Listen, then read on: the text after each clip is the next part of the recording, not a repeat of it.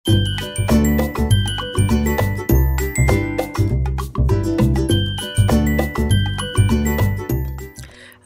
আলাইকুম, সবাই কেমন আছেন? আশা রাখছি কাছে এবং দূরে, দেশ এবং দেশের বাইরে যে যেখান থেকে আমার আজকের ভিডিওটি দেখছেন, আল্লাহর রহমতে অনেক বেশি ভালো আছেন, সুস্থ আছেন। আমরা আলহামদুলিল্লাহ ভালো আছি।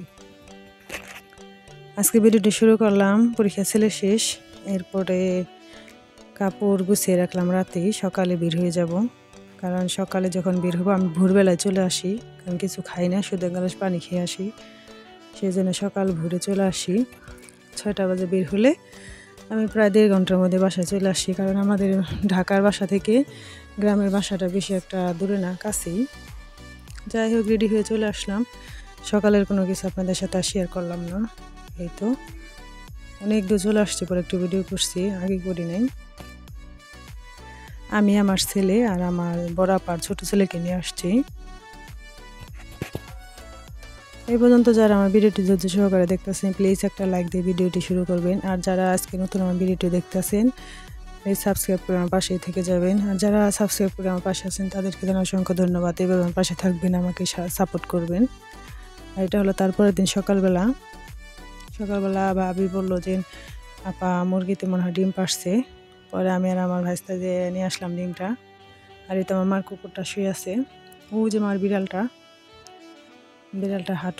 হাঁটাহাঁটি করছে। আর আমাদের বাড়িটা বিশাল বড়, এক পাশে বিল্ডিং আর এক পাশে জায়গা, আবার তারপরে এই যে বড় করে টিনের ঘর করা আছে।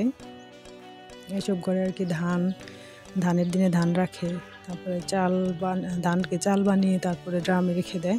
ওইসব ঘরে বিল্ডিংয়ে কোনো চাল আনে না। এই যে দেখলাম ধনিয়া পাতা বুনছে, মাশাআল্লাহ খুব সুন্দর হইতেছে।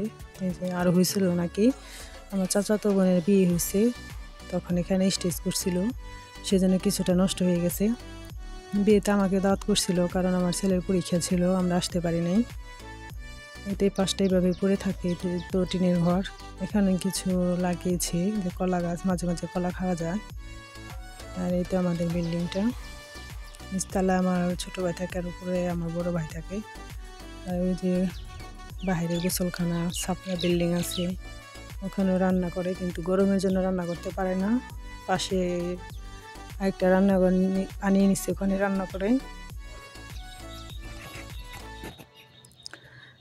এই তো পুরাটা বাড়ি দেখিয়ে দিলাম। আর বিল্ডিংটা করছে বেশি দিন হয় না, সেই জন্য উপরতলা আর কি পরে কমপ্লিট করছে, এই জন্য রং করা হয় না এখনও। এই তো যে সাপ্লাই বিল্ডিং। আর এই আমার আম্মু যে মুরগি পালে, সেই মুরগির খোয়ার 2টা, এই পাশে একটা ওই পাশে একটা। এই যে আমাদের টিউবওয়েলের এখানে একটা পাকের ঘর আছে, এখানে রান্না করে না, বড় রুম থেকে আসতে এটা দূর হয়ে যায়, সেই জন্য এটাকে রেখে পাশাপাশি একটা করে নিছি। ওই তো আমার ভাইস্তা আমার পিছন পিছন থাকে। আমাদের বাড়িটা মাশাআল্লাহ অনেক বড়। আমার 2টা ভাই, 2 ভাইয়ের ঘরে 2টা ছেলে, সবাইদের জন্য দোয়া করবেন। আমি তো বিল্ডিংয়ের পিছন সাইডেরা, এই সাইড দিয়ে এসে রান্না করে। তো বিশাল বড় আমাদের বাড়িটা।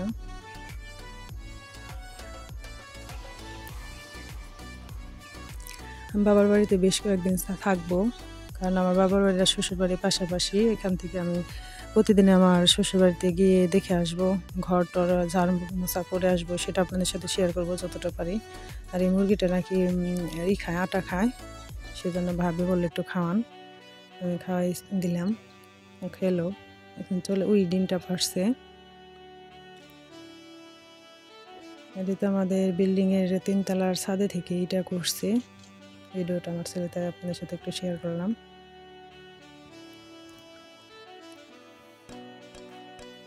আমাদের পাশেই কিন্তু বিশাল বড় চক, দেখতে খুবই ভালো লাগে। তো সবাই অনেক বেশি ভালো থাকবেন, সুস্থ থাকবেন। আল্লাহ হাফিজ, আসসালামু আলাইকুম।